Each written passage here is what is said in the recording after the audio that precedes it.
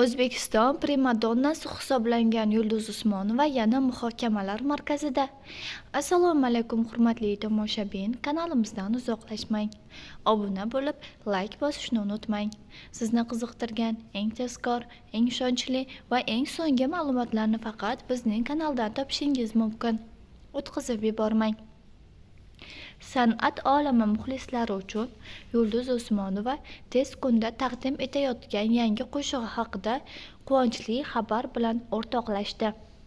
Xonandaning navbatdagi taronasi Istaravshan deb nomlanib, 25-dekabr kuni soat 18:00 da rasman premyera qilinadi.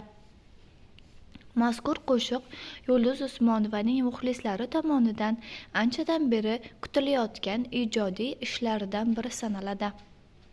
Xonandaning betakror ijro uslubi, qalbdan chiqqan ohangi va yuksak hissiyotlarga boy musiqasi yana bir bor tinglovchilarning qalbini zabt etishi kutilmoqda. Yulduz Usmonovaning ashaddiy muxlislari, sizdan kommentariy va like kutib qolamiz.